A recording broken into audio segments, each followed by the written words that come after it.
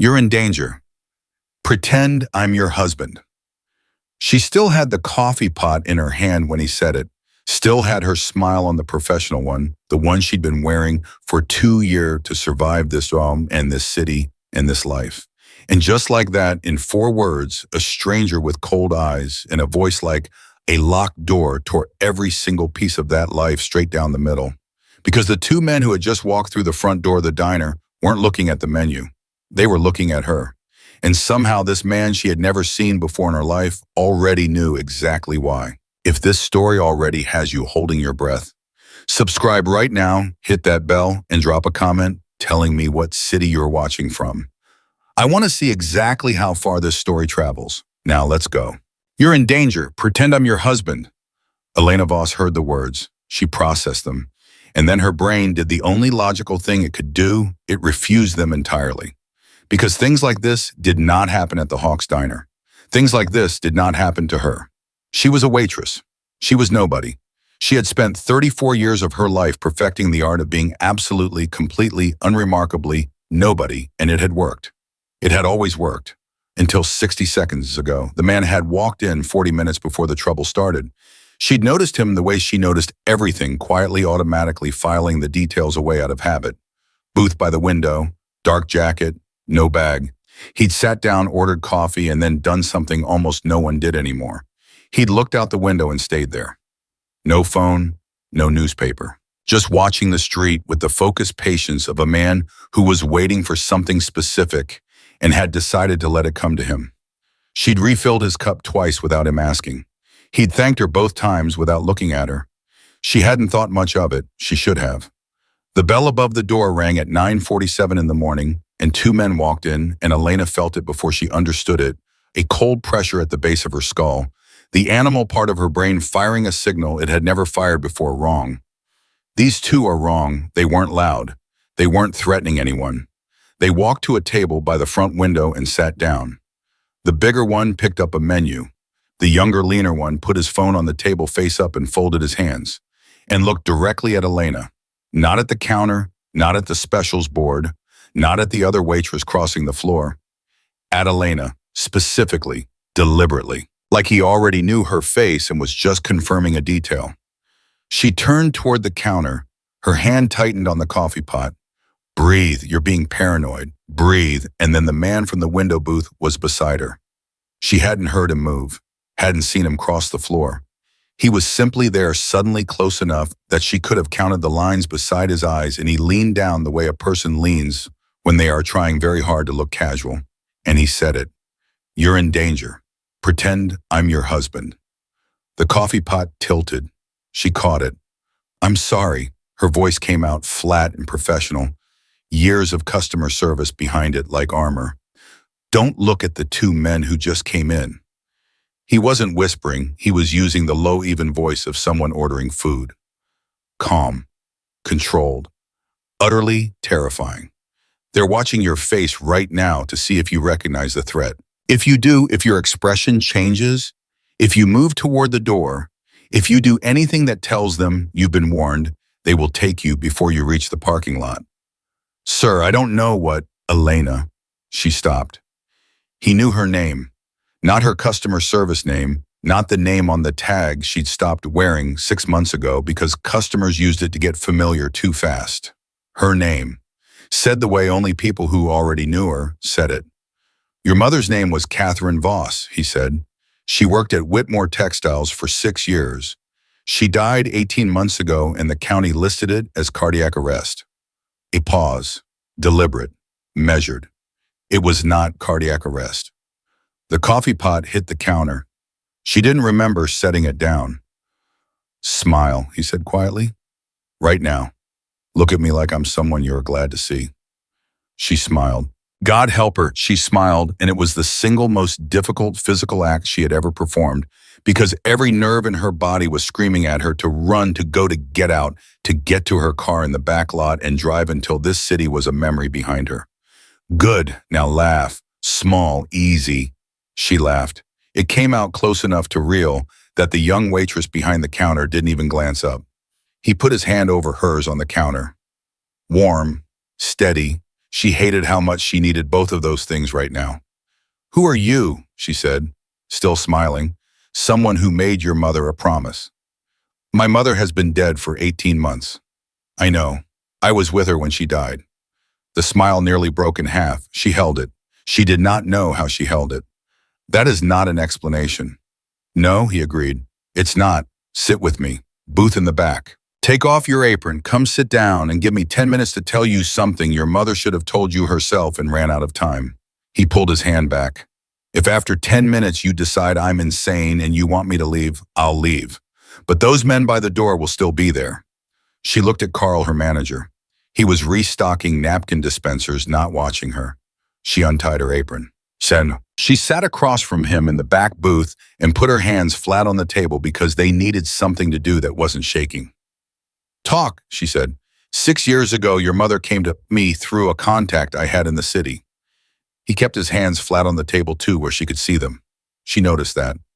She'd been doing alterations and custom work at Whitmore Textiles for about 8 months at that point. The legitimate business was textiles, imports, exports, wholesale. The actual business was money, specifically moving money for a man named Raphael Kane. The name landed on her and slid off. Meant nothing. And then a door in the back of her memory crept open. She was 14 years old and pretending to be asleep on the couch. Her mother on the phone in the kitchen, voice low, and a name said once the way you say the name of something you are genuinely afraid of. Raphael Kane. She never told me about him, Elena said. She kept you completely outside of it, on purpose. He looked at her steadily. She'd seen things at Whitmore she wasn't supposed to see. Documents, photographs, financial records going back over a decade. Proof of everything Kane was running through that building. And instead of looking away, she copied all of it. She copied it.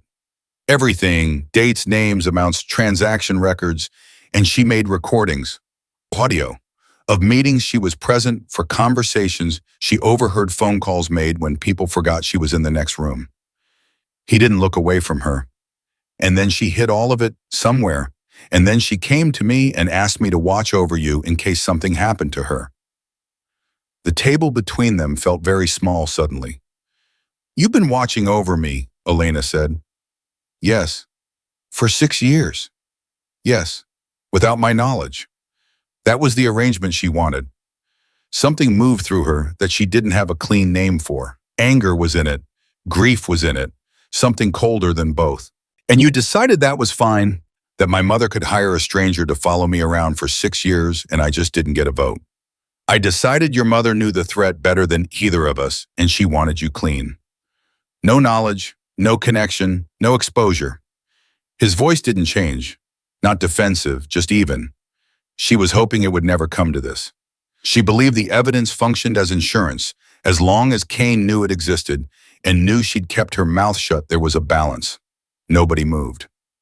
But Kane died 8 months ago. Real heart failure, not the kind they wrote on your mother's death certificate. And when he died, a man named Victor Cross inherited the operation. Cross is not Kane. Something shifted in his expression, not quite anger, not quite fear, something colder. Kane was methodical, patient.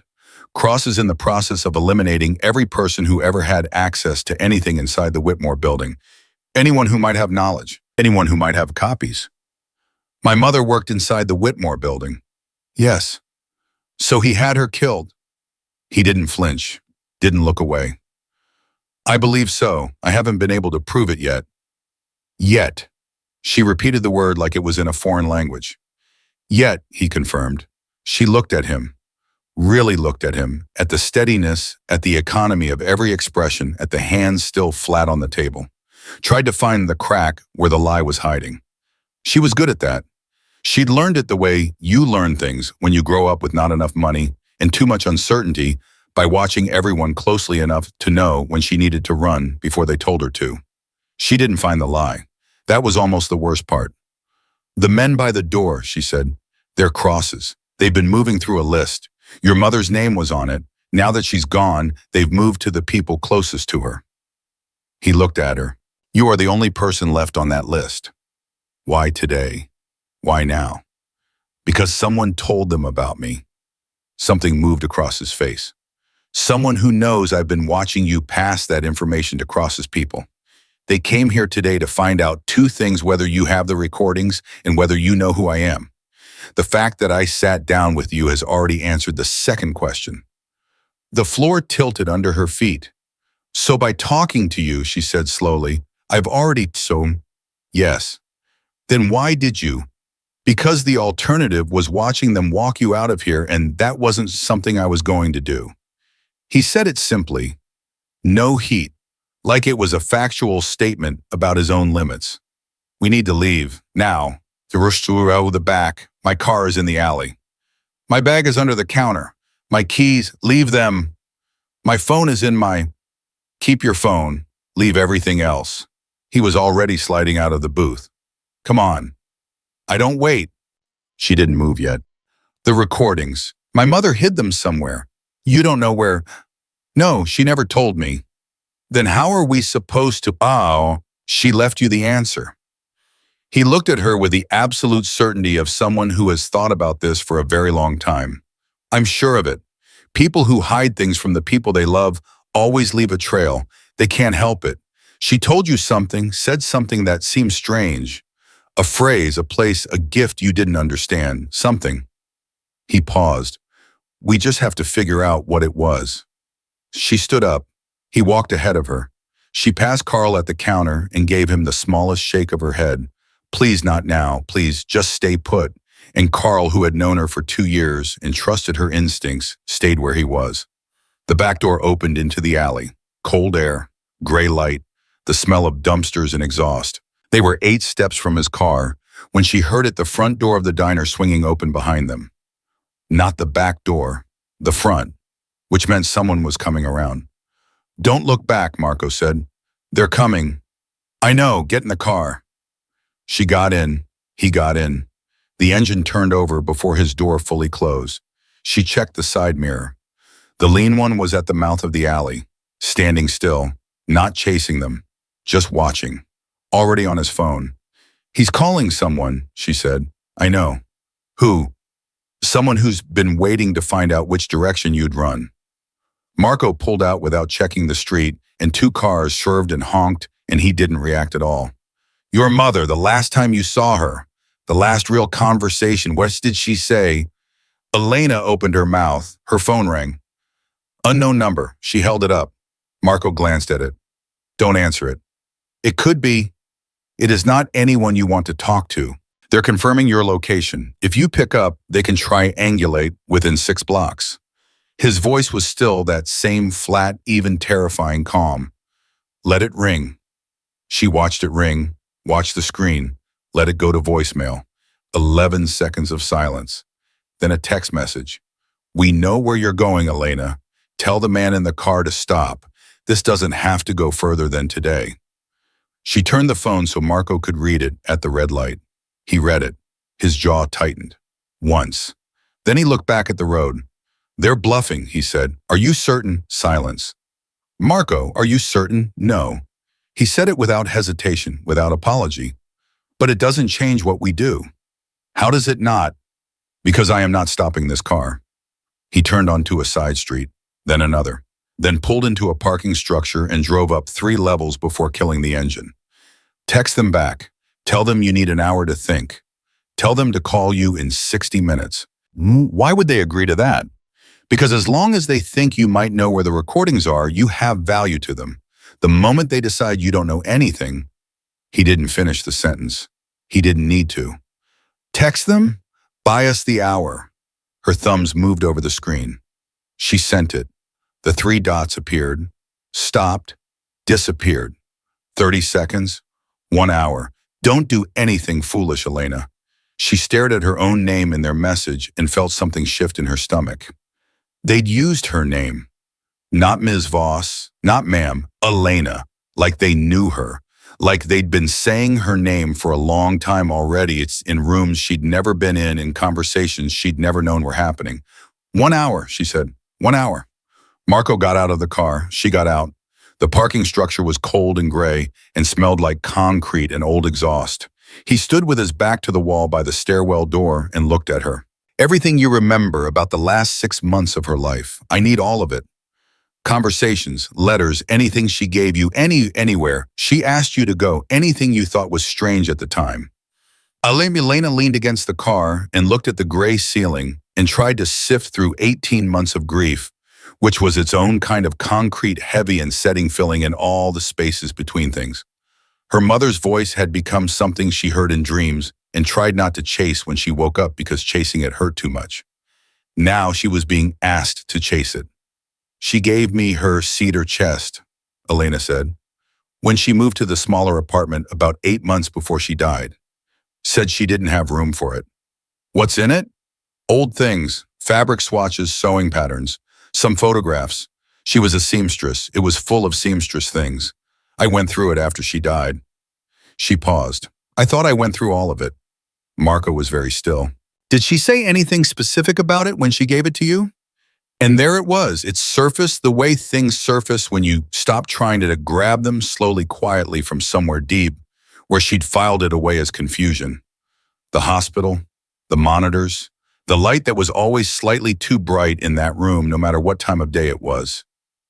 Her mother's hand in hers, the fingers thin in a way that was new and terrible. The medications making everything soft and sideways. The blue box inside the cedar chest isn't what you think it is. She'd held her mother's hand and nodded and assumed it was the morphine. Don't give it away. Don't throw it away. Don't let anyone tell you it's nothing. 3 times the same words.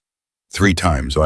She said there was a blue box inside the cedar chest, Elena said. Her voice had gone quiet. She told me the day before she died. She said it wasn't what I thought it was. She made me promise not to give it away. She looked at Marco. I thought she was confused. I thought, where is the cedar chest? My apartment. He was already moving toward the stairwell. We need to get there before they do. They don't know about Elena. He stopped, turned, and the look on his face was the first crack she had seen in him, the first thing that looked like genuine urgency beneath the control. They know your address. They've known it longer than I've known it. The only advantage we have right now is that they think you have information they need, which means they want to talk to you before they move on your apartment. He pushed the stairwell door open. That window is closing. Move. She moved, down the stairs, into the street, back into the cold where her life had been unrecognizable for exactly 1 hour and 12 minutes and was still accelerating away from everything she'd known. Her mother had been sitting on the evidence that could dismantle a criminal organization. Had been sitting on it for 6 years. Had come home every night and made dinner and sewn buttons and told Elena the most important thing in life was to stay out of other people's trouble while sitting on all of it alone in the dark, hoping the balance held. And it hadn't held. And she had died. And somewhere in Elena's apartment, in a cedar chest full of fabric and photographs and the careful, ordinary objects of a woman's life, something was waiting that wasn't ordinary at all. She got in the car. Marco started the engine.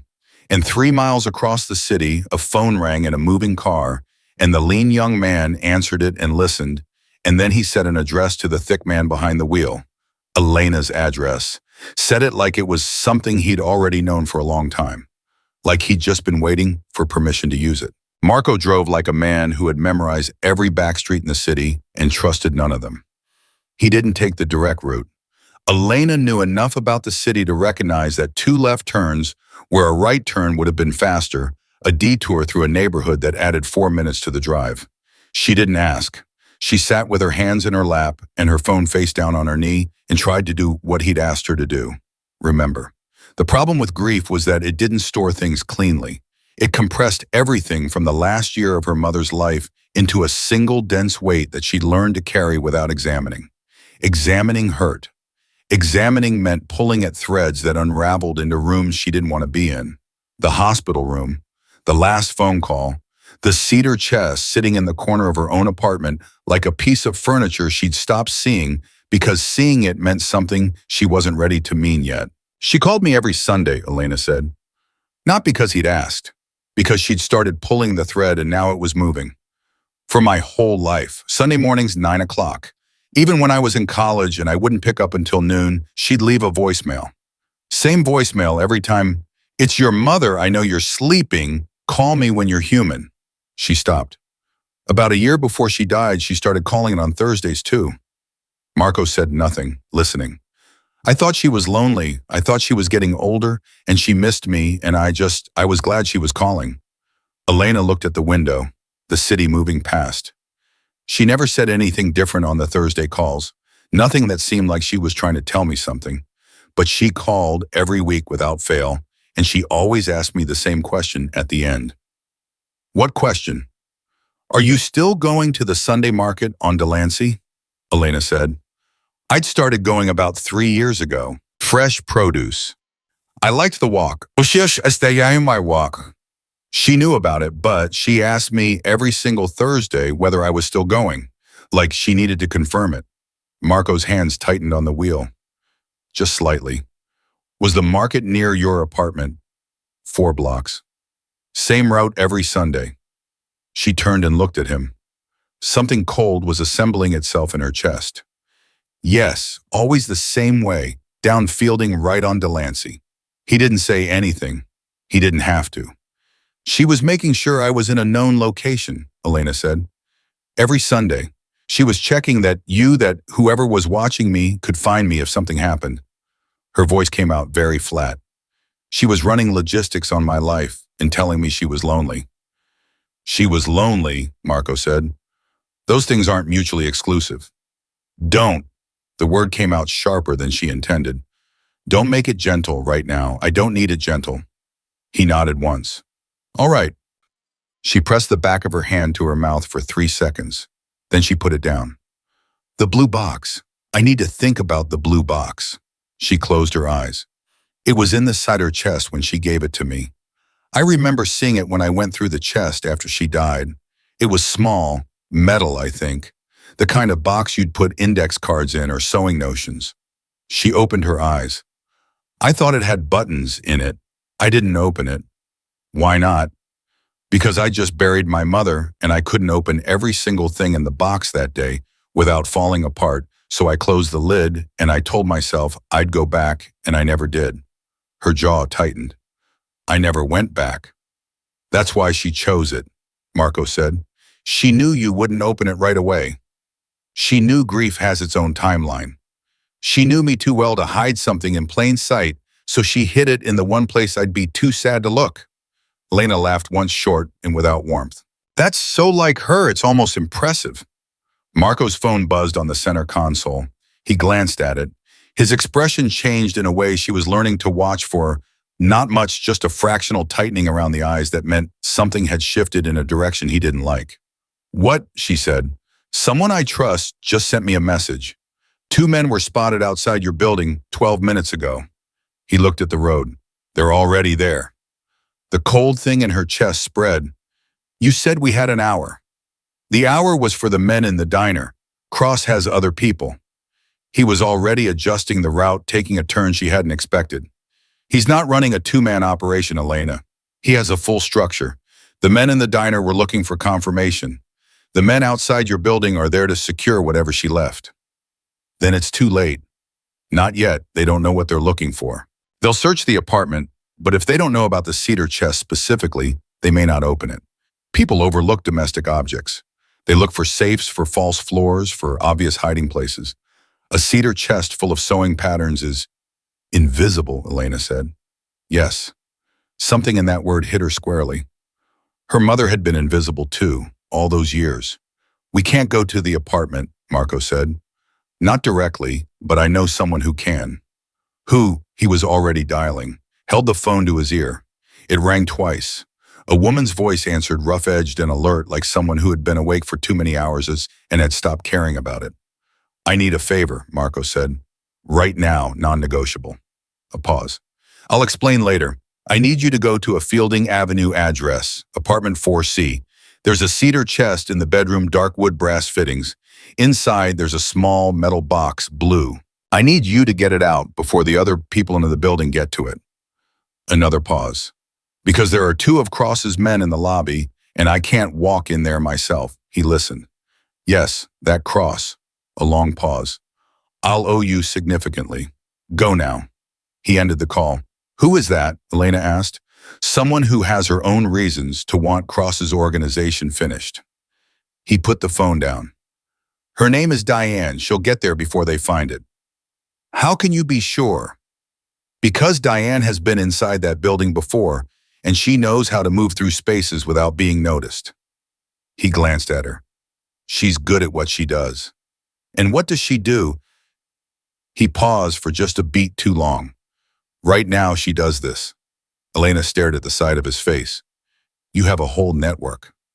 A small one. All for what? Protecting me. Not just you. Your mother's evidence was never just about you. If it's what she described to me before she died, it implicates people at every level of the city's legal structure. Judges, a deputy commissioner, 3 city council members. He said it the way you say the thing that makes everything else make sense. Quietly, like it's been sitting there the whole time. Your mother didn't just copy records to protect herself. She built a case, a real one, the kind that doesn't collapse in front of a sympathetic prosecutor. Elena sat with that for a moment. She was going to turn it in, she said. She was waiting for the right moment, the right person she could trust to receive it. She hadn't found that person yet when Cross moved on her. How much time did she have between Kane dying and... About 6 weeks. 6 weeks. Her mother had had 6 weeks between the moment the protection of Kane's self-interest disappeared and the moment someone came for her, and she had spent some portion of that time confirming that Elena went to the Sunday market every week and asking her not to throw away a blue box. She was scared, Elena said. At the end, I felt it, but I told myself I was imagining it. She seemed diminished, like something had been pressing down on her. She paused. I thought it was the illness. The doctors said her heart was Elena. I know. She cut herself off. She knew. She'd known the moment he said the words in the diner, and she was going to have to find a way to live with the knowing, but that was not a task for right now. Right now was the task in front of her. What's in the recordings specifically? Do you know? She described them to me in general terms. Financial transactions, names of men who moved money through the Whitmore building. And one recording she said was different from the others. He paused. A meeting between Kane and someone she described as the man who made everything possible from the inside. A facilitator. What does that mean? It means someone with official standing, someone whose position allowed Kane's operation to function without interference. His voice was careful now. Someone who is still in that position. And Kane is dead. But the facilitator is very much alive and very motivated to make sure those recordings never surface. The car went quiet. Elena could hear her own breathing. She thought about a woman sitting alone in a too-small apartment with a cedar chest and a secret the size of a city calling her daughter every Thursday to make sure the person watching her could find her on Sundays. She thought about how much courage that took and how little it had ultimately mattered. Don't, Marco said. She looked at him. I can hear what you're thinking, he said. That it was pointless, that she hid all of it and it didn't protect her anyway. He turned the car into a narrow street. She protected you. For 6 years, she protected you completely. You never had a conversation with anyone from that world. You never appeared on anyone's list. You were clean. He glanced at her. She succeeded at the thing that mattered most to her. Elena looked out the window. And now I'm on their list. Now you have the opportunity to finish what she started. She turned to face him. That's a very careful way to say a very terrifying thing. Yes, he said, it is. His phone buzzed again. He looked at it. This time the change in his expression was as different, something that might on another face have been relief. Diane's in the building, he said. She's on the 4th floor. Elena exhaled. She hadn't realized she'd been holding it. 30 seconds. A minute. Marco drove slowly circling, keeping movement without destination while they waited. Elena watched her own phone. Nothing from the unknown number yet. 43 minutes left on the hour they'd bought. Marco's phone rang. He answered immediately. Tell me. A pause, longer this time. His jaw tightened again. How many? Another pause. Where are you now? He listened. His voice dropped one register, which Elena was learning meant something had gone wrong. Get out of the building. Take the service exit, not the lobby. I'll call you in 10 minutes. He ended the call. She already knew from his face. They found it. No. He turned the car hard left. Diane got to the chest. She has the box. Then why do you look like that? He was quiet for 2 seconds. 2 seconds too long. Marco, the apartment was already searched, he said, before Diane got there, before Cross's men arrived this morning. She stared at him. What does that mean? It means someone was in your apartment before any of this started today. Someone who knew exactly what to look for. He looked at the road. The cedar chest was open. Every drawer inside it had been gone through. Someone searched it carefully enough that you might not have noticed anything was moved if you'd gone home tonight. But the blue box was still there, untouched. She tried to understand that. So they searched the chest and didn't take the box. Or didn't recognize it. His voice had gone very quiet. Or they were looking for something else entirely. Like what? He didn't answer, which meant he had a theory he wasn't ready to say out loud yet, and that scared her more than a wrong answer would have. If someone searched my apartment before today, she said slowly, that means they've been watching me longer than just yes. How long? He turned and looked at her directly, and she read the answer in the pause before he could arrange it into words. How long, Marco? I first became aware of another surveillance presence about 4 months ago, he said. I thought it was Kane's people running a routine check. By the time I understood it was Cross, it had been ongoing for 6 weeks. 6 weeks? She felt the floor tilt. They've been watching me for 6 weeks. You? Yes.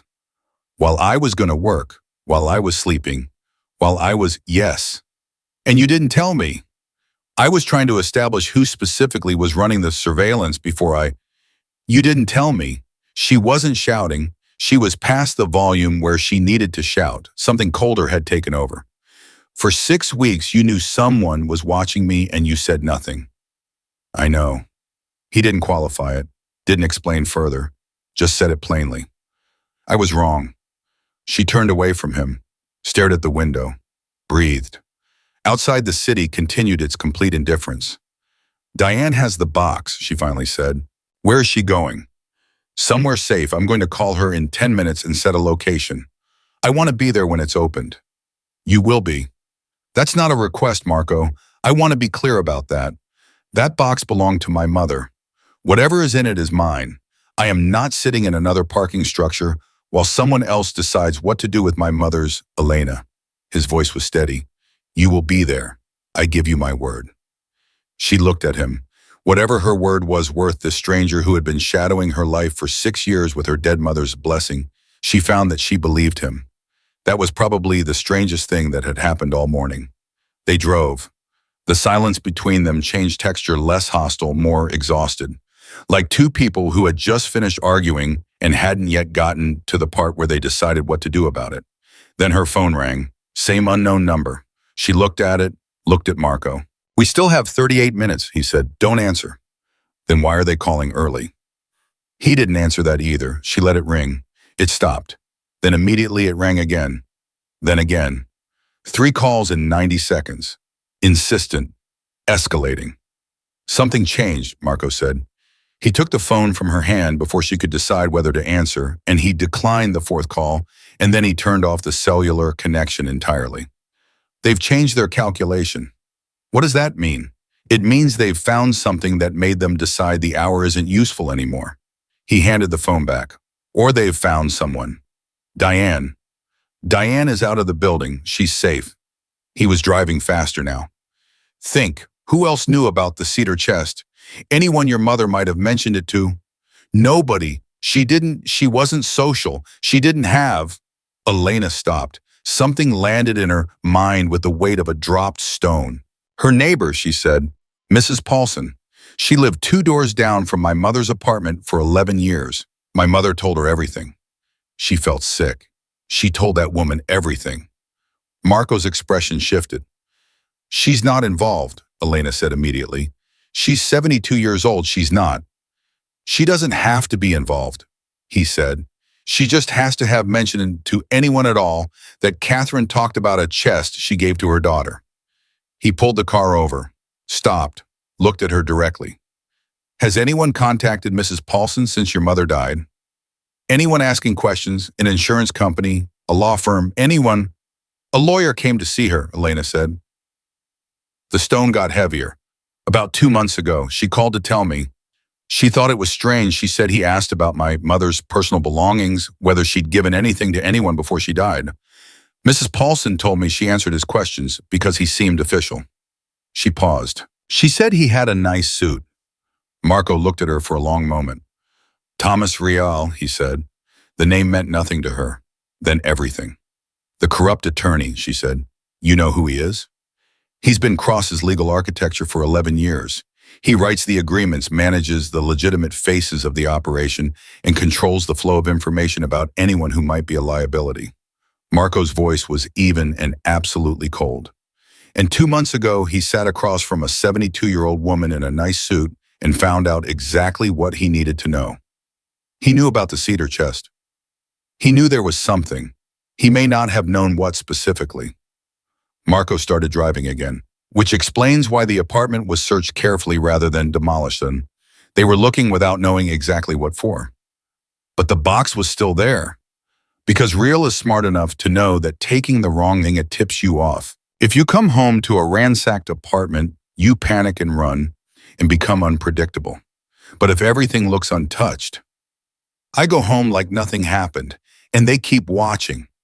She pressed her hands flat on her thighs. They were going to let me lead them to it. Yes. So now that I've run, they know you've been warned. They know you're no longer going to walk into it on your own. He turned onto a broader street, which is why they're calling early. She sat with the full shape of it, the chessboard of it, her mother's neighbor, the lawyer with the nice suit, the cedar chest that had been searched so carefully she would never have known if Marco hadn't told her. Her mother had built a fortress around that blue box, and it had almost worked. Almost. Where are we going, she said. To meet Diane. He picked up his phone, dialed. 2 rings. We're ready, and where are you? He listened. Then don't move, we're 12 minutes out. He ended the call, looked at Elena. She's safe, the box is with her. And then what? We open it, and then what? Then we figure out who we can trust to receive it. You said the police were compromised. Some of them, not all. He drove steadily. Your mother was waiting for the right person. We're going to find that person. In 12 minutes. No. He almost smiled. It wasn't quite a smile, but it was closer than anything she'd seen on his face all morning. That part might take a little longer. Elena looked straight ahead. Somewhere in the city, a small metal box blue was waiting to tell of its story to whoever was brave enough to listen. Her mother had carried it alone for 6 years. Elena could carry it for 12 more minutes. She could do that. She pressed her hands flat on her knees and held herself still and let the city move past the window and did not think about everything that was coming. Just 12 minutes. She could do 12 minutes. Diane was not what Elena had expected. She'd built a picture in the 12 minutes of driving someone like Marco, controlled and quiet, cut from the same careful cloth. Someone who moved through the world the way a blade moves through water, leaving no trace. The woman who opened the door of the safe house was 50-something, small with reading glasses pushed up on her head, and the look of someone who had just been interrupted doing something she considered more important than this. She looked at Elena the way a doctor looks at a patient who has arrived without an appointment, assessing not unkind, but making very clear that her time was a finite resource. You look like your mother, Diane said. Elena hadn't expected that either. You knew her. I knew of her. Marco talked about her the way people talk about someone they respect and can't help. She stepped back from the door. Come in. The box is on the table. It was smaller than Elena remembered. She'd last seen it at the bottom of the cedar chest, tucked behind a roll of blue silk ribbon, and in her memory it had stayed small. The size of something you put index cards in, something domestic and forgettable. Seeing it now in the middle of a table with the weight of everything she'd learned in the past 3 hours pressing down on it, it looked impossibly small to contain what her mother had apparently built inside it. She sat down across from it without touching it. Marco stood by the wall. Diane stood by the door. Neither of them rushed her. She held this, Elena said, not a question, just a thing she needed to say out loud. Yes, Marco said. She picked it up. It was metal and it was heavier than its size suggested, and it was locked, a small combination lock she hadn't noticed from across the table built into the front latch. 4 digits. She stared at it. Do you know the combination? Marco asked. No. She turned it over in her hands. She never mentioned a combination. Think about numbers she used. Dates, addresses. I know how to think, Elena said. Sharper than she intended. He went quiet. 4 digits. Her mother's world in 4 digits. She tried her own birthday first. The lock didn't move. Then her mother's birthday. Nothing. Then the address of the apartment her mother had lived in for the last 12 years of her life. Nothing. She set it down, pressed her fingertips against the table. She said the box wasn't what I thought it was, Elena said slowly. She said it 3 times. I thought she meant the contents, that it wasn't full of buttons or whatever I assumed. But what if she meant the box itself? Diane moved closer. What if the combination is something she'd know I'd think about specifically because she told me to think about it? Elena picked it up again and turned it over. On the underside, barely visible, her mother had scratched 4 small marks into the metal. Not letters, marks. And then beneath them, in her mother's careful seamstress hand, a single word so small, Elena almost missed it. Sunday. She felt the air leave her lungs. Sunday. The market. Delancey Street. Every week 9 years ago, when Elena had first moved to the city, she and her mother had met at the market every Sunday morning for almost a full year before life got complicated and the habit broke down.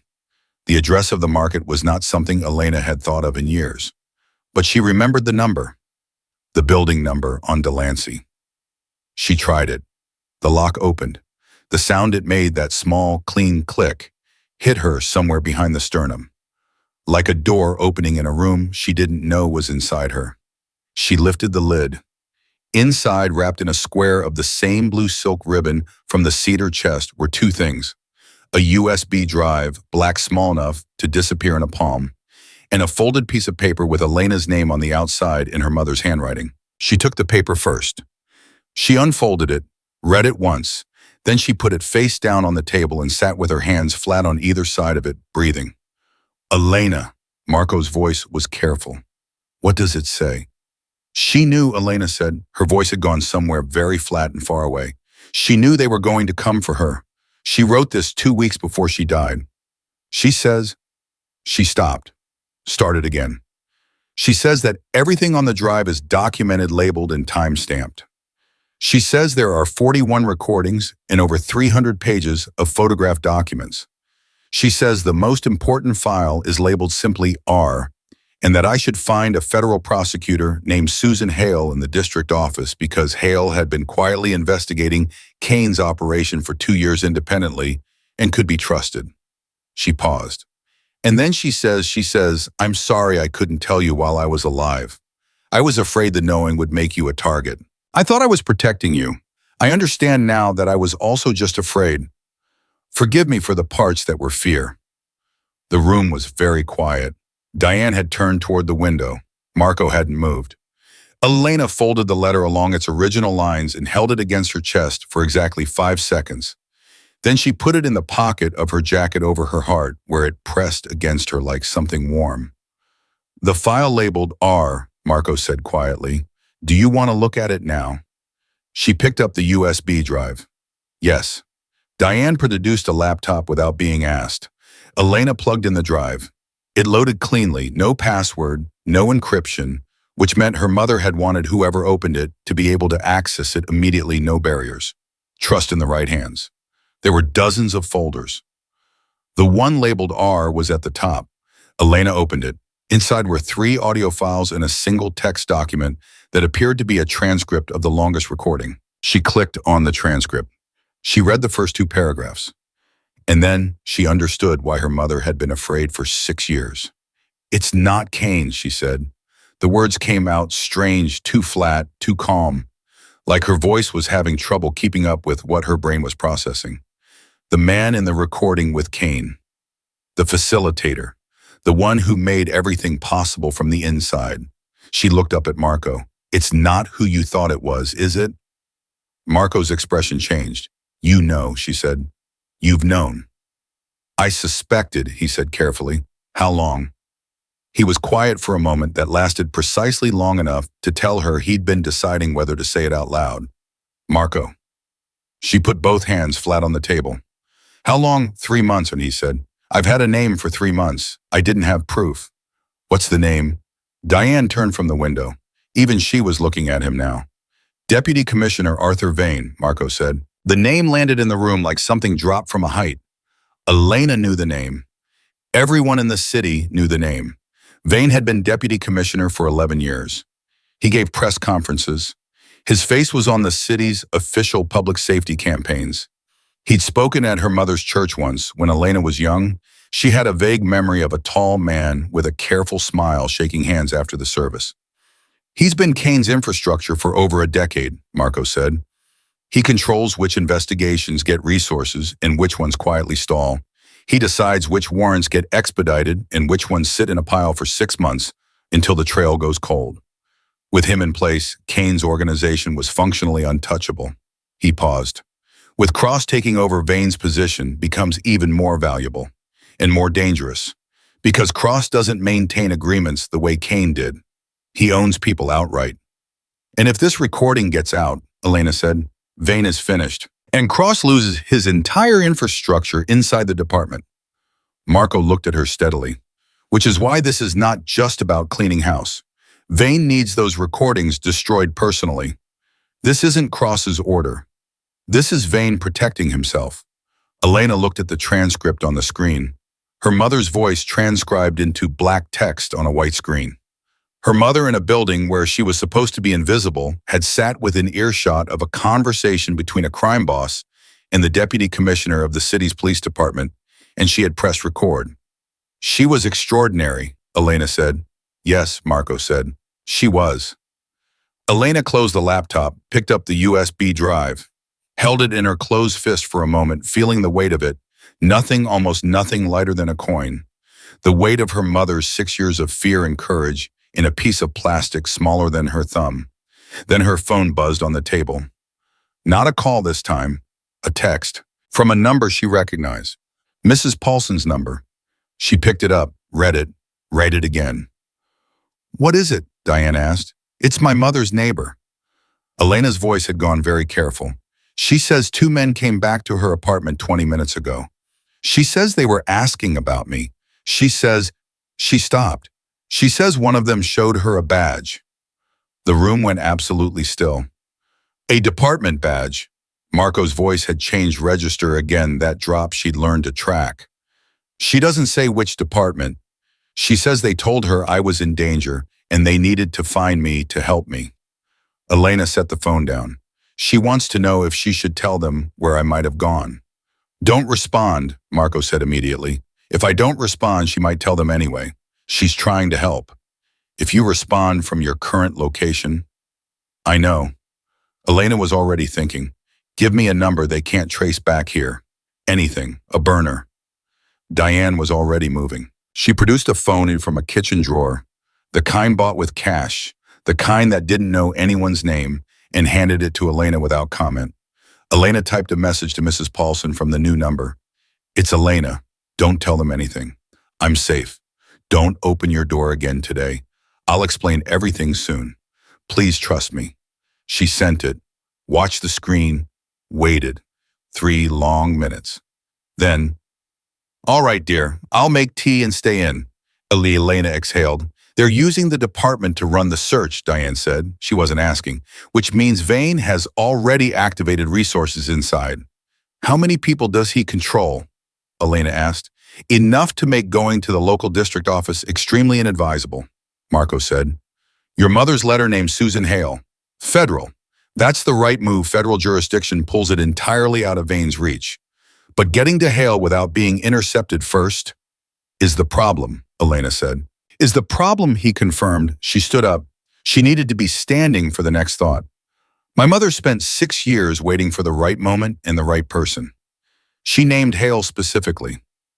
That means she'd done her research on Hale. She knew Hale was clean, knew she was independent, knew she could be trusted. My mother didn't use names she wasn't certain about. She looked at Marco. Can you get a message to Hale directly? Not through a switchboard, not through official channels? Directly. I can try. I need better than try. Then I need 40 minutes and a secure connection. You have 30. Something crossed his face that was almost admiration. All right. He moved to the corner of the room with his own phone and began making calls, low-voiced and rapid. Diane busied herself at the counter. Elena stood in the middle of the room with the USB drive still in her fist and her mother's letter pressed against her chest through the fabric of her jacket, and tried to hold herself together through the specific discipline of focusing only on the next 60 seconds. Don't think about the deputy commissioner. Don't think about the men outside her building. Don't think about Mrs. Paulson alone with her tea. Don't think about her mother's voice on a recording in a building where she was supposed to be invisible. 60 seconds, then 60 more. The knock at the door came at 22 minutes. 3 knocks. Pause. 2 more. A pattern which meant it was someone who knew the signal, which should have been reassuring. Elena looked at Diane. Diane's face had done something complicated. "That's not Marco's signal," Elena said. "No," Diane said. Her hand was already moving toward the counter drawer. "It's not." Marco crossed the room in 4 steps. He positioned himself to the side of the door, not in front of it. "Who is it?" he called, a man's voice, even professional, unhurried. "My name is Thomas Reel.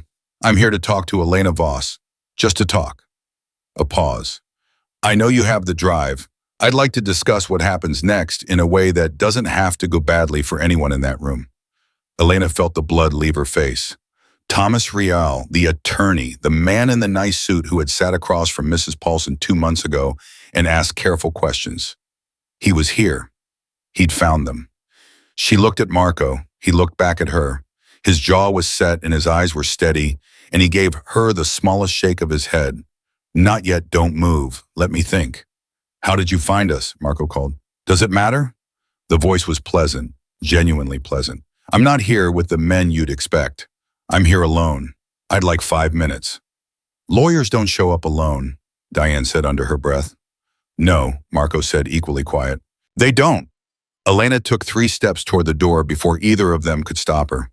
"Elena," Marco moved. "He said 5 minutes," she said, "and I want to look at him." She said it the way her mother would have said it, she realized, with the particular stubbornness of someone who has decided that fear is not the same as helplessness. She looked at Marco. "Open the door." "You don't know what he—" "Open the door, Marco." A long second. Then Marco unlocked the door and opened it, staying to the side out of the direct line. Thomas Reel was exactly as Mrs. Paulson had described. Tall, a suit that fit like it had been made for him personally, a face that had been arranged deliberately into an expression of careful reasonableness. He was holding nothing. No bag, no phone, visible, both hands slightly open at his sides. The professional language of a man who wanted to appear unthreatening. He looked at Elena and she looked at him, and she thought, "My mother sat in rooms with people like you and kept recording anyway." "Ms. Voss," he said, "you look like your mother." She was the second person to say that today. It hit different coming from him. "You have 2 minutes now," she said. "You used the other 3 getting here." Something shifted in his expression. Not quite surprise, more like recalculation. "All right, directly then." He looked at the USB drive still visible in her hand. "I know what's on that drive. I helped it construct the arrangements it documents, which means I know exactly what it proves and who it proves it against." He paused. "It also proves things against me." "I know," Elena said. "What you may not know is that I have spent the last 4 months building a separate case against Victor Cross specifically, against Arthur Vane." He let that land. "I was Kane's attorney. I am not Cross's. When Kane died and Cross took over and began..." He stopped. He chose his next words. "I watched what Cross did to your mother. I know what it was. And I made a decision about which side of this I intended to be on when it resolved." The room was absolutely silent. "You want to make a deal?" Marco said from the side of the door. "I want to offer what I have," Reel said. "Documents, communications, financial records from inside the organization that your drive doesn't contain. Things your mother couldn't have accessed from the Whitmore building. Things that close the remaining gaps in the case against Cross and Vane both." He looked at Elena. "In exchange for the opportunity to cooperate with whoever receives the drive. In exchange for protecting yourself," Elena said. He didn't deny it. "Yes, also that." She looked at him for a long moment. The man in the nice suit, the man who had sat across from Mrs. Paulson and asked about a cedar chest, the man who had spent 11 years making Kane's operation function smoothly from the legal side. She thought about what her mother had written. Forgive me for the parts that were fear. She wondered if Thomas Real had his own version of that sentence waiting somewhere. Susan Hale, she said, his expression shifted. What? Federal Prosecutor District Office. That's where this goes. Not to you, not to anyone you choose. To Hale directly. She watched his face carefully. Do you know her? I know of her, he said. His voice had changed slightly. Careful now. That's not what I asked. A pause. She investigated one of Kane's subsidiary operations 2 years ago. She got close enough that Vane had the case deprioritized. He looked at Elena with something that might have been respect if she'd been in the mood to receive it. She's exactly the right person. Then here's what happens, Elena said. You give Marco everything you have, right now tonight, and we go to hell together. All three of us. She held his gaze. And if at any point between now and that meeting, I get the feeling you're running a different play, this drive goes somewhere you can't reach and your cooperation offer goes with it. He was quiet for 4 seconds. Then he nodded. Agreed. She stepped back from the door to let him in. Marco caught her arm as she passed him. Not hard, just a brief pressure. She looked at him. His expression said a dozen things he wasn't going to say in front of Real. She read the one that mattered, are you sure? She wasn't sure. She was 34 years old, and her mother had been dead for 18 months, and she was standing in a safe house making operational decisions about a criminal case with a man she'd met 6 hours ago, and an attorney who had spent a decade on the wrong side. But her mother had sat in a room with a crime boss and a deputy commissioner and pressed record. Elena could do this. She looked at Marco and gave him the smallest nod yes. He released her arm. Thomas Real walked into the room and Diane closed the door behind him, and somewhere across the city, in a federal building that didn't yet know it was about to have the most important case of the decade walk through its door, Susan Hale was sitting at her desk doing paperwork completely unaware. By morning, everything was going to change. For all of them.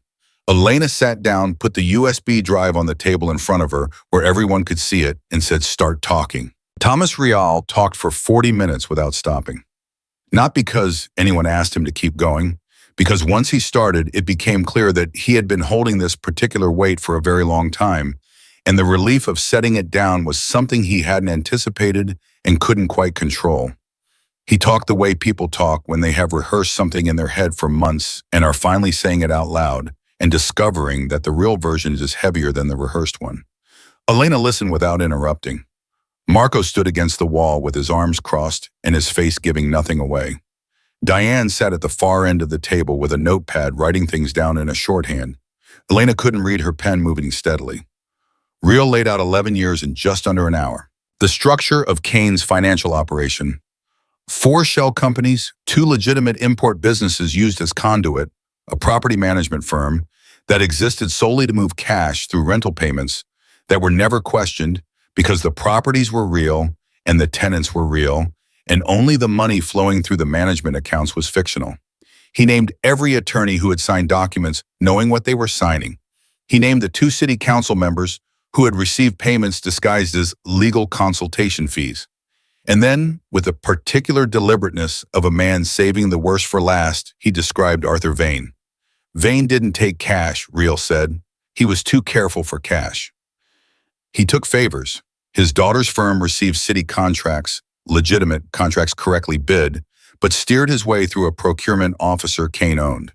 His son's real estate business received referrals from 3 of Kane's property managers. Nothing you could point to and say there's the crime, everything at one remove. He paused. He also received information, advanced knowledge of federal investigations moving into his jurisdiction. Names of informants. He used that information to protect Kane's operation so reliably for so long that Kane considered him the single most valuable asset he had. More valuable than you? Marco asked. Real looked at him. Yes, I wrote contracts. Vane made them irrelevant. He folded his hands on the table. When Cross took over, the first call he made was to Vane, not to me. That told me everything I needed to know about where I stood in the new arrangement. He was cutting you out, Elena said. He was cutting out anyone he couldn't fully control. Kane managed relationships. Cross acquires assets. The word came out with a precision that suggested Real had thought about the distinction many times. I was a relationship. Vain is an asset. There's a difference. And you decided cooperation was preferable to being a loose end, Diane said, without looking up from her notepad. I decided, Real said carefully, that I was not willing to be responsible for what comes next if Cross consolidates fully. The things he has done in the 8 months since Kane died. He stopped, looked at Elena. Your mother was not the only person on that list. There have been 3 others. 2 of them had families. The table went quiet. Elena looked at the USB drive sitting in front of her. 41 recordings, 300 pages. Her mother's 6 years of careful, terrified, courageous documentation. And somewhere in the growing gap between what her mother had captured and what Real it was now describing, the full shape of what Victor Cross was becoming. We need to move tonight, Elena said. Hale's office won't be reachable until morning, Marco said. Then we reach her at home. Elena looked at Real. You said you know her. Not know of know. Don't reframe it. Do you have a personal contact for her? Real was quiet for 2 seconds. I have a number. From 2 years ago when she was investigating the subsidiary operation. She contacted me as part of her research. I gave her nothing at the time. He paused. I kept the number. Call it. It's 11:15 at night. I'm aware of what time it is. Elena kept her eyes on him. Call it. He looked at her for a moment with the expression of a man recalibrating something. Then he reached into his jacket, took out his phone and dialed. It rang 4 times. Then a woman's voice alert in the way that suggested she hadn't been deeply asleep, the voice of someone who kept one ear open as a professional habit. This is Hale, Real said his name. There was a silence on the other end that had texture to it, recognition, wariness, the rapid mental sorting of why this particular name would be calling at this particular hour. Mr. Real, Hale said, this is unexpected. I'm calling on behalf of someone you don't know yet, Real said. He looked at Elena. Her name is Elena Voss. Her mother was Catherine Voss. Catherine worked at the Whitmore Textiles building for 6 years. A pause. I think you know what she might have found there. Another silence. Longer. Where are you? Hale asked. Her voice had changed register, the wariness hadn't gone, but something behind it had sharpened into focus. Real looked at Marco. Marco shook his head once. We can't tell you that yet, Real said, but we can meet you, somewhere you choose, somewhere public, as soon as you're willing. How much do you have? A USB drive with 41 recordings and over 300 pages of documentation. My own records going back 11 years. And a name you've been trying to put evidence to for 2 years. He paused. Arthur Vane. The silence this time was different, shorter, more decisive. Millennium Coffee on Randall Street, Hale said. It opens at 6. I'll be there at 6:15. Come alone, no wait. A brief pause. Bring Elena Voss, just the 2 of you. If I see more than 2 people, I walk. Understood, Real said. The call ended. He put the phone down on the table, looked at Elena. 6:15. Elena did the math.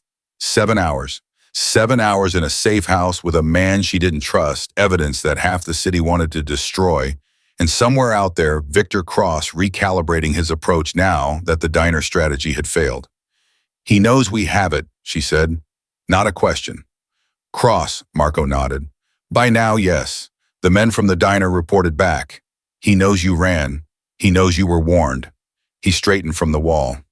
What he doesn't know yet is what's actually on the drive. He knows your mother had documentation, but not the specifics, not the recording labeled R. How long before he figures out that Real came here? Both men looked at each other. It was Diane who answered. Real was followed, she said. Flat, certain. She set down her pen. You drove yourself here, Mr. Real. Yes. What wrote? He described it. Diane listened with the focus of someone who already knew what the answer was going to be and was just confirming the damage. When he finished, she looked at Marco. Kendrick Street has a traffic camera at the intersection with 9th. If Cross has access to the city's camera network. He does, Marco said, through Vane. Then they have Real's car on record passing 2 blocks from here approximately 90 minutes ago. She picked up her pen again. We have less time than we thought. Elena stood up. How much less, says? I can't know exactly, but I would not plan on 7 hours. Diane looked at Marco. We need to move, not at 6. Now. Hale said 6:15. Hale said a public coffee shop.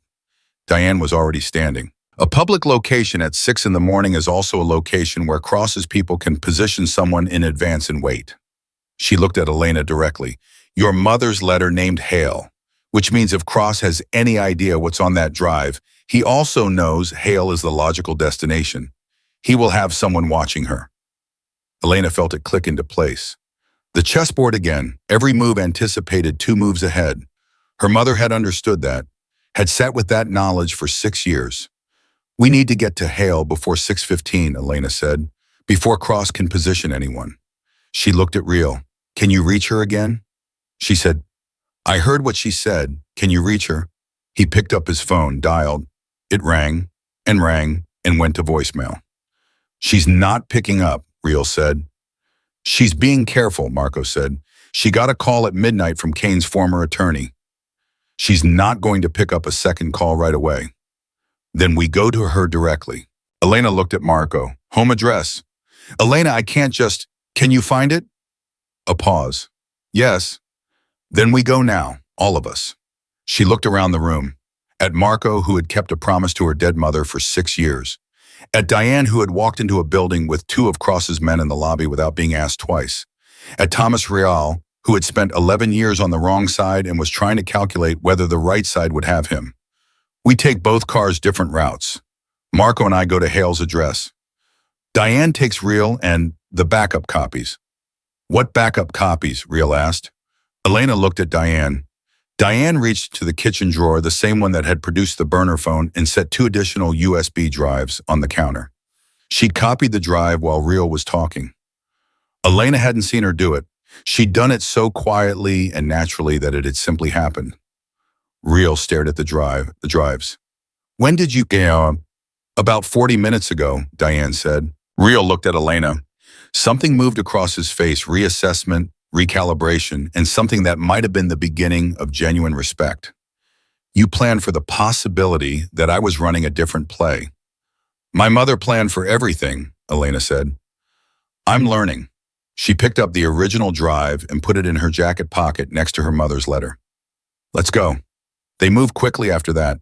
The particular focused speed of people who have made a decision and are past the point of questioning it. Diane took her coat. Real straightened his jacket with the habitual precision of a man who dressed for battle and knows it. Marco checked his phone once, twice, then put it away and looked at Elena. You know this changes things, he said quietly while Diane and Real moved toward the other car. If we go to Hale's home address at midnight, we're past the point of any kind of controlled handoff. We were past that point at the moment I walked out of the diner, Elena said. Fair, he said. They took separate routes. Marco drove. Elena sat in the passenger seat with her hand pressed flat against her jacket pocket, feeling the hard edge of the drive through the fabric. 7 hours ago, she had been refilling a coffee cup. She tried to locate the woman who had done that, the one who had been invisible, who had built a life out of not being noticed, and found that she couldn't quite reach her anymore. Something had shifted in the cellular structure of who she was, and she suspected it had been shifting for a long time since a hospital room, and a blue silk ribbon, and a voice saying, don't throw it away on a loop she'd called confusion. She told you to tell me she was protecting me, Elena said. Marco glanced at her. Yes. At the diner. That was the first thing you said. That she wanted me to know she was protecting me. Yes. No mess. Why was that the first thing? She turned to look at him. You had a dozen things to tell me. The recordings came across all of it, but the first thing you said was that she died protecting me. Why lead with that? He was quiet for a moment. The particular quiet of someone who has been asked a question they've already answered for themselves a long time ago and is deciding whether the answer is theirs to share. Because she made me promise that would be the first thing, he said. She said if it ever came to it, if I ever had to tell you, she didn't want the first thing you felt to be that her death was meaningless. He kept his eyes on the road. She said you'd blame yourself. She said you'd think you should have seen it, should have noticed something was wrong, should have found her in time to do something. He paused. She knew you very well. Elena pressed her hand harder against her jacket pocket. She had blamed herself. Every day for 18 months in the quiet place behind everything she did, she had carried the weight of not having known. not having seen, not having been the kind of daughter who noticed when something was wrong. She protected me so well I couldn't even tell she needed protecting, Elena said. Yes. That's either the most loving thing she could have done or the loneliest. Marco didn't answer that. She didn't need him to. He pulled the car onto a residential street and slowed, checked his phone for the address, stopped in front of a narrow house, dark windows, a light on in what appeared to be the ground floor. Somebody's still awake in there, or still up. She's awake, Elena said. Or she left a light on. She's awake. Elena was already getting out of the car. She got a call from Thomas Real at 11:15 at night. She didn't go back to sleep. She walked to the front door and knocked before Marco could say anything about it. 10 seconds, 15. The porch light came on, a voice through the door, careful, controlled. Who is it? My name is Elena Voss, Elena said. My mother was Catherine Voss. You got a call about me an hour ago. I have the drive she spent 6 years building, and I need you to take it before the people who killed her figure out where I am. A silence, long enough that Elena started counting. At 7, the door opened. Susan Hale was somewhere in her mid-40s with the kind of face that had been shaped by years of not reacting visibly to things designed to provoke a reaction. She was in a dark blazer over pajama pants, which meant she'd been awake, had heard the knock, and had made a decision about what to look like before she opened the door. She looked at Elena the way Diane had looked at her, assessing rapid thorough. Then she looked at Marco behind her.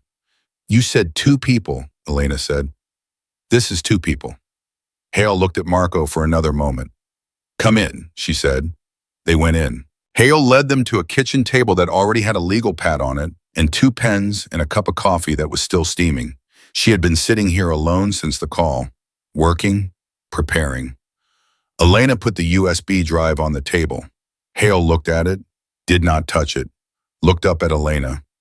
Real said 41 recordings and 300 pages of documentation. The most important file is labeled R. Elena sat down. It has a recording of Raphael Kane in conversation with Arthur Vane. My mother was in the next room.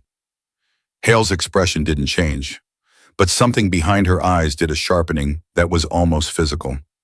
How clear is the audio? I haven't listened to it. I've read the transcript. Elena looked at her steadily. It's clear. Hale picked up a pen. Tell me everything from the beginning. Not from when you found the drive, from when your mother took the job at Whitmore.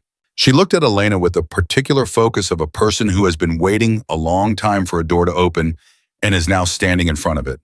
I want all of it. Elena opened her mouth to start, and Marco's phone buzzed. He looked at it. The change in his face was instant, not the fractional tightening she'd learned to read, but something larger, something that broke the surface. What? Elena said. He turned the phone so she could see it. A text from Diane's burner. Real is gone. Got out of the car at a light on Mercer. I have the backup drives, but he's gone. The kitchen went cold. Elena looked at Hale. Hale was already reading the message over Elena's shoulder, and her expression had shifted into something Elena hadn't seen on her yet. Not fear, something older than fear. Real ran, Marco said. Or someone told him to, Hale said. Her voice was very quiet. Mercer Street.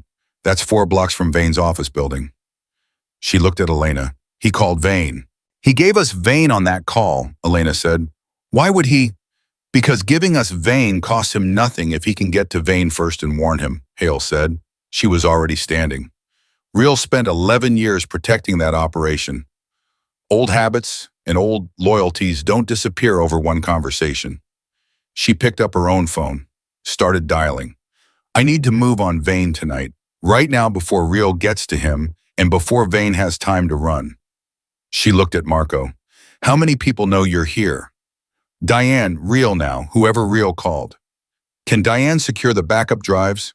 Yes, Marco said. Then we have maybe 30 minutes before this address is compromised. Hale was moving through the house with the speed of someone who had a go bag and knew where it was. Her voice carried back to them clearly. Elena, the drive comes with me, right now. Officially into evidence under federal jurisdiction the moment it leaves this house with me. She appeared in the doorway with a bag over her shoulder and a badge clipped to her jacket. Do you consent to that?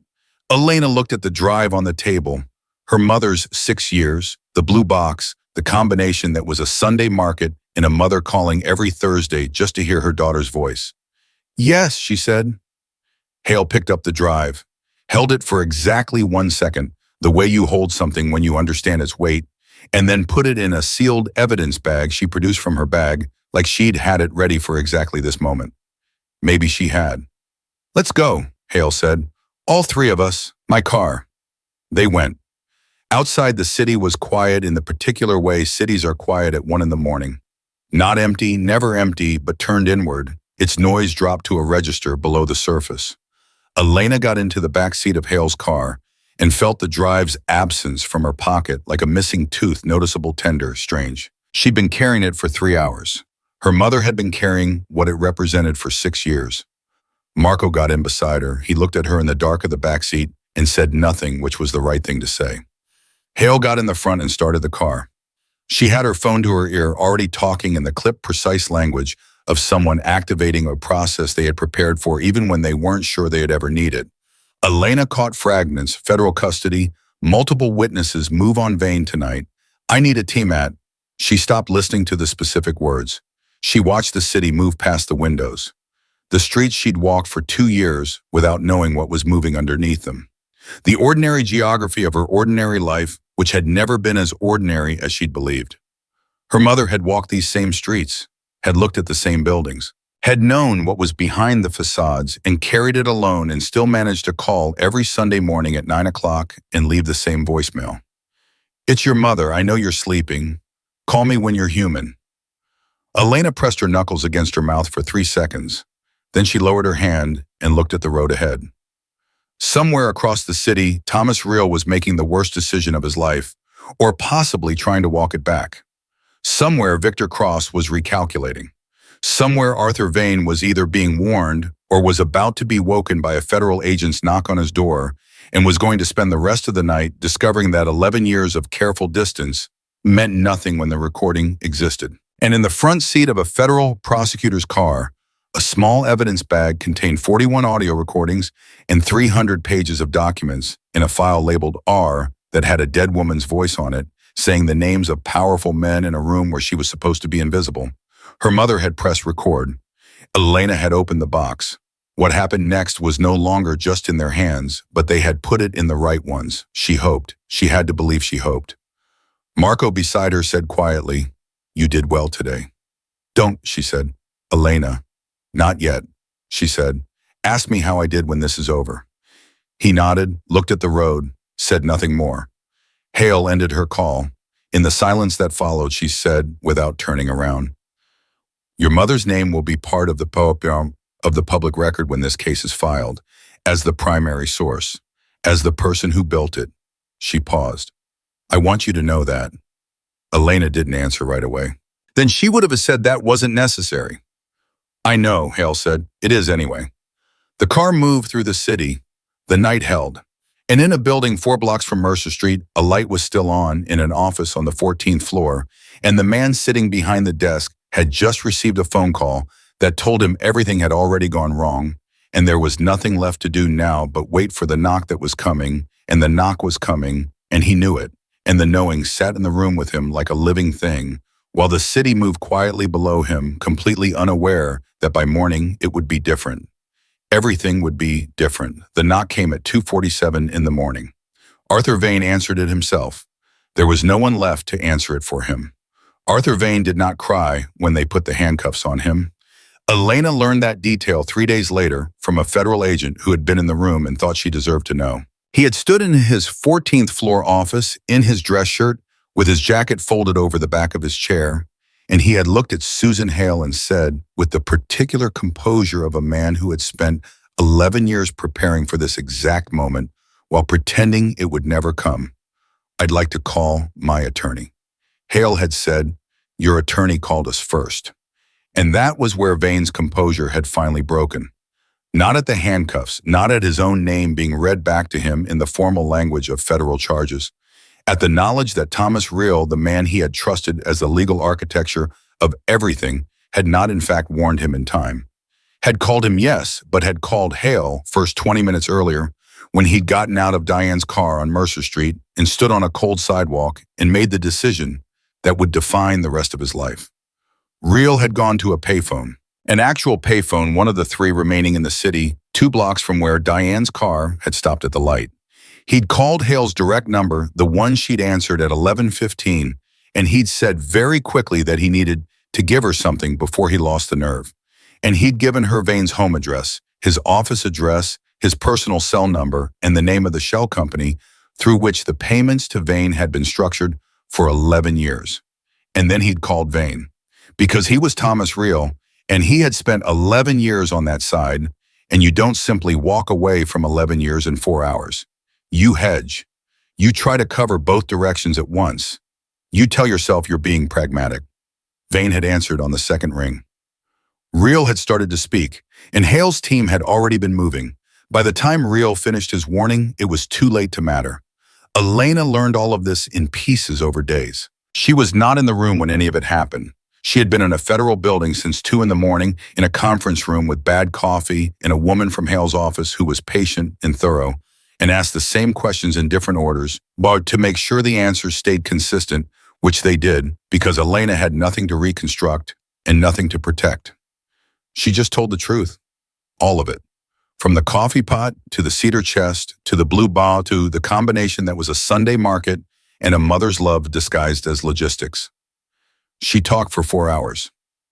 At 6 in the morning, Marco came in with 2 cups of coffee from somewhere that wasn't the federal building's machine and set one in front of her without saying anything. She drank it. He sat across from her and waited. At 7:15, Hale walked in. Elena looked at her face and read the answer before the words came. Vane is in custody, Hale said. Cross's people are being picked up in sequence. We had enough from the drive and from Real's records to move on 12 individuals simultaneously. We're at 8 of 12 as of 20 minutes ago. She sat down, set her own coffee on the table. The recording labeled R is being processed by our audio forensics team. Initial assessment is that it's clean, clear, and unambiguous. She looked at Elena directly. Your mother's voice is very clear. Elena put both hands around her coffee cup and held it. Real, Marco asked. In federal custody as of 40 minutes ago. He turned himself in. He showed up at the main entrance with his hands up in his own documentation in a briefcase, which is the most Thomas Real thing he could possibly have done. Hale almost smiled. He'll cooperate fully. His deal is not generous, but it exists. And Cross? Elena asked. Hale paused. The pause had texture. Cross is not yet in custody, she said. Elena set her cup down. What does that mean? It means Victor Cross is extremely good at not being where people expect him to be. Hale's voice was level, professional. We have people at every known location. His apartment, his car, 3 properties connected to his organization. He is not at any of them. He ran, Marco said. He anticipated. Hale corrected it without heat. There's a difference. Cross doesn't run heat prepositions. He's been doing this long enough to have a contingency for exactly this scenario. She looked at Elena. I want to be honest with you because you've earned honesty. We may not have Cross today. We may not have him this week. What we have dismantles his infrastructure completely without Vane, without Real's legal structure, without the 12 people we're picking up this morning. His operation cannot function. He becomes a man with money and no machinery. She paused. That's not nothing. It's not everything, Elena said. No, Hale said. It's not. The conference room was very quiet for a moment. Elena looked at the wall across from her blank institutional, the beige of a space designed to be spent in temporarily and then left. She thought about her mother sitting in an apartment with a cedar chest and a secret and a phone she used every Thursday to check that the person watching her daughter could find her on Sundays. She thought about Victor Cross somewhere in the city or outside it or on a plane to somewhere without an extradition agreement, recalculating, prepositioning, moving his pieces to the next board. She thought about how her mother had not survived, how the balance had held for 6 years and then Kane had died and the balance had broken and her mother had had 6 weeks and it hadn't been enough. He'll make a mistake, Marco said, not to comfort her, as a statement of operational fact. Men like Cross always do. They build empires on the assumption that the machinery protects them. When the machinery goes, they have to act personally. Personal action leaves evidence. He looked at Hale. You'll get him. We'll get him, Hale said. And then she looked at Elena. But that's my job now. You did yours. Elena looked at her. My mother did hers. Yes, Hale said, she did, and I want you to know, she stopped, started again, which was the first time Elena had seen her have to restart a sentence. I've worked federal prosecution for 19 years. I've seen evidence built by professionals, by agencies, by teams with resources and time and legal authority. What your mother built alone with none of those things over 6 years, while afraid for herself and her daughter. She stopped again, pressed her lips together. It's the most complete, most carefully constructed evidentiary record I've ever received. Every recording labeled by date and location. Every document cross-referenced. A written index. She shook her head slowly. She built a federal case, by herself in secret, while making you dinner on Sundays. Elena's throat closed. She did not cry. She was too tired to cry, and too much of her was still braced for the next thing.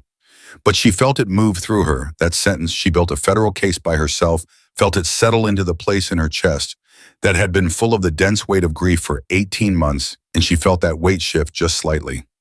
Not gone, it was never going to be gone, but changed in shape, rearranged into something that had room in it for something other than loss. Her mother had not just been taken from her mother had also done this. Both things were true. She was going to have to learn to carry both. Thank you, Elena said. Her voice came out smaller than she intended. Thank you, Hale said. Both of you. She stood.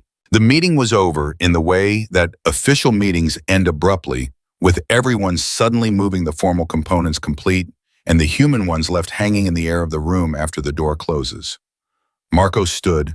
Elena stood. They walked out of the federal building into early morning light that was doing its usual indifferent business of being beautiful, regardless of what had happened underneath it.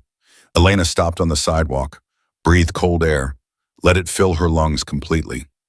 What do you do now? She asked, not looking at him, looking at the street. My job is done, Marco said. Is it? You're safe. The evidence is in the right hands. He stood beside her, not quite looking at her either. That was the promise. To my mother. Yes. She's been gone for 18 months, Marco. The promise kept going. He was quiet for a moment. It kept going because you were still in danger. And now the danger is reduced significantly. Reduced, Elena said, not gone. Cross is still. I know Cross is still out there. She turned and looked at him. Looked at the face she had been reading for the past several hours, the economy of expression, the steadiness that she had first read as coldness and now understood was simply the discipline of a man who had learned to keep his reactions from becoming liabilities. I'm not asking about Cross. I'm asking about you. He looked at her. You've been part of my life for 6 years, she said, invisibly. And now all of a sudden you're visible, and I've had approximately 8 hours to adjust to that fact, which is not very long. She held his gaze. I'm not asking you to. I'm not suggesting anything. I'm just asking what happens to you now.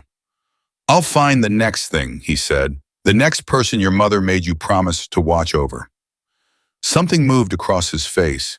It was not quite a smile, and it was not quite pain, and it was entirely human. Something like that. You're good at it, she said. I've had practice. You're also, She stopped, started again. You told me the truth when it mattered, even when it was difficult, even when I didn't want to hear it. She looked at him. That's rarer than you'd think. He looked at the street. Your mother said the same thing, the first time we met. He paused. She said I need someone who will tell my daughter the truth when I can't. And I said I would. He was quiet for a moment. I'm glad I got to keep that part of it. Elena nodded once, put her hand in her jacket pocket. Her mother's letter was still there, folded along its original lines, pressed flat by the hours of the night. She didn't take it out. She just held it through the fabric. I'm going to go see Mrs. Paulson, she said. She stayed in all night with her tea and didn't ask questions. She deserves an explanation. That's a good idea. And then I'm going to go back to my apartment. She took her hand out of her pocket. And I'm going to open the cedar chest properly, not looking for anything, just going through it. the way I should have done 18 months ago. Do you want company? He asked it simply, not loading it with anything. She thought about it honestly. Today, she said. Today I think I need to do it alone. She looked at him. But ask me again sometime. He nodded once. She started walking, then stopped, turned back. You never told me your last name, she said. Reyes, he said. Marco Reyes. She repeated it quietly to herself so she wouldn't forget it. Then she turned and kept walking. She was 2 blocks away when her phone buzzed. She stopped, looked at it. Unknown number. Her heart did something involuntary. She stood on the sidewalk and breathed and looked at the screen and made herself think clearly. Hale had the drive. Vane was in custody. 8 of Cross's 12 people were already in federal hands. Thomas Rial was in a federal building with his briefcase cooperating. She answered. Silence on the line. Then a voice she didn't recognize. Male, unhurried, with the particular smoothness of someone who had spent years learning to sound like nothing was wrong. Ms. Voss, this is a courtesy call. Her blood went cold. Who is this? You already know who this is. A pause. Not dramatic, just factual. You did something significant last night. I want you to know I understand that. I want you to know there are no hard feelings. Victor Cross. She kept her voice steady through an act of will she felt in her back teeth. You're calling to tell me there are no hard feelings. I'm calling to tell you that what you did closed one chapter, he said. Vane was useful for a long time. Real was useful for a long time. Organizations evolve. People who understand that survive. Another pause. I survived, Ms. Voss. It's the thing I do best. You killed my mother, she said. Flat. No heat. The flatness of something that has been decided. I made a business decision that had consequences I regret, he said. That's as honest as I'll be with you. That's not honest at all. No, he said, it isn't. And there was something in his voice, not remorse, nothing as clean as remorse, but something that recognized the accuracy of what she'd said.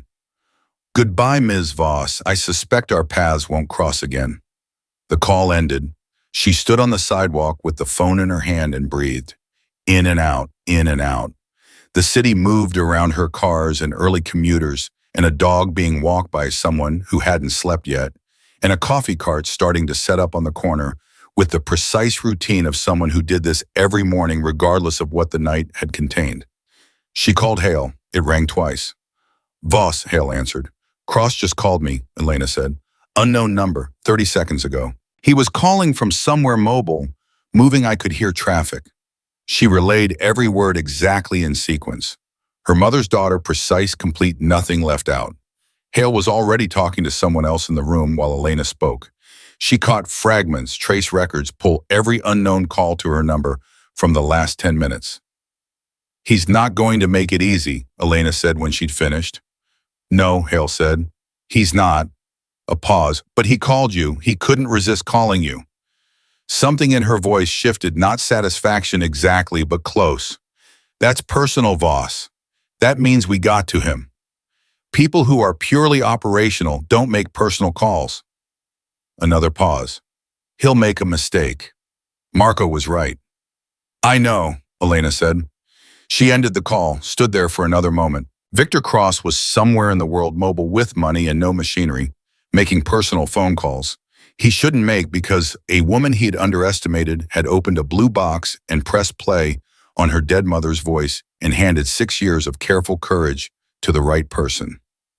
He was going to make more mistakes, and Hale was going to be there for every one of them. Elena put her phone in her pocket, next to where the letter used to press against her chest before she'd handed the drive over. The pocket felt different now, lighter but not empty, just lighter. She walked. Mrs. Paulson answered the door in her housecoat at 7:40 in the morning, with the look of a woman who had made a great deal of tea in the night and had decided that whatever had happened, she was going to hear about it calmly. Elena, she said, come in, the kettle's on. Elena went in. She sat at Mrs. Paulson's kitchen table, which smelled like the same dish soap her mother's kitchen had smelled like, because they'd bought it from the same store on the same block for 11 years, and she told the old woman as much as she could tell her without telling her everything. Enough. Enough to explain the men who had knocked on her door. Enough to explain why Elena had gone silent for a night. Enough to tell her that it was over, mostly over in the ways that mattered today. Mrs. Paulson listened, poured the tea, pushed a plate of shortbread toward Elena without comment.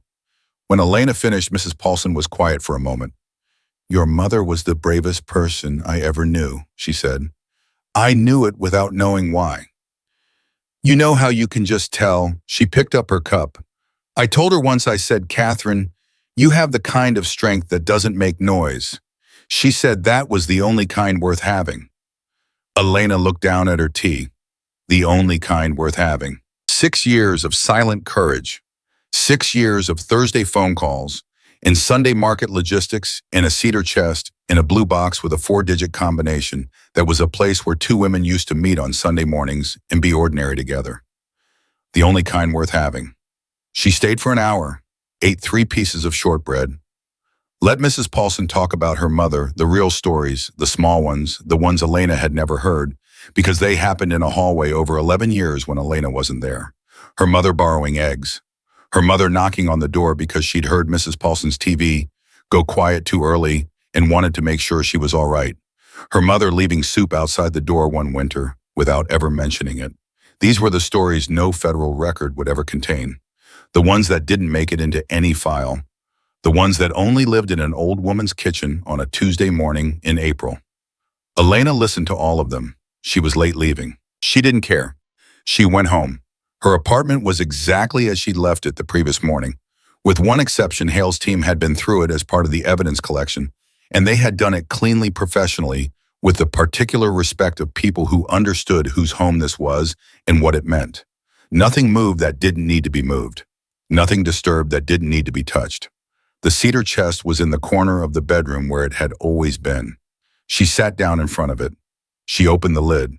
The smell hit her, first cedar and old fabric, and something underneath it that was entirely her mother. The specific combination of her perfume and her work and her hands that Elena had not smelled since the hospital room and had believed she would never smell again. She sat with it. Let it be real. Then she went through the chest properly, completely. Every drawer, every compartment, every folded piece of fabric, and every paper pattern and every spool of thread. She went through it the way it deserved to be, gone through slowly with full attention, with the willingness to feel what each thing brought up and let it move through her without shutting it down. The blue silk ribbon was still there, coiled neatly at the bottom where her mother had left it after wrapping the drive. Elena picked it up, held it. Her mother had chosen blue, had wrapped the most important thing she owned in a piece of the same color that had given the box its name in Elena's mind. Not an accident. Her mother did not do accidents. She had wrapped it in blue silk because blue was Elena's favorite color, had been since childhood, and her mother had known that, had always known that, had probably smiled while she wrapped it. Even in hiding, even in fear, even in a hospital bed with the morphine making everything soft, her mother had been thinking about her daughter. Elena folded the ribbon and put it in her pocket. She closed the cedar chest, put her hand flat on the lid for a moment. Then she stood up and went to the window and looked at the city. Somewhere in it, Susan Hale was building a case that was going to run for months. Somewhere Thomas Rill was sitting across from federal attorneys in a room very much like the one Elena had spent the night in, going through 11 years document by document. Somewhere Arthur Vane was meeting with lawyers who were about to tell him things he didn't want to hear. And somewhere some unknown, somewhere moving and prepositioning and calling people he shouldn't call from numbers they couldn't trace yet. Victor Cross was discovering what it felt like to have the machinery gone. He would be found. Elena believed that. Not because she needed to believe it, but because Hale was the person her mother had named, and her mother had not been wrong about people, not once, not in 62 years of life. He would be found. And her mother's name would be in the public record, as the primary source, as the person who built the case. As Catherine Voss, who had been a seamstress in a building full of dangerous men and had pressed record and carried the weight of it alone for 6 years and had loved her daughter with every quiet, careful, courageous breath of it. Elena was going to call in late to work. She was going to sit in this apartment and drink coffee and go through the cedar chest again, slower this time, and let herself be in it completely. She was going to call the number Marco Reyes had given her before they'd separated on the sidewalk and tell him she'd be all right. She was going to call Mrs. Paulson later to say thank you for the tea. She was going to do all of the small, ordinary things that her mother had kept intact for her deliberately at enormous cost so that she would still have them. She was going to be the daughter her mother had protected. And she was going to be something else too.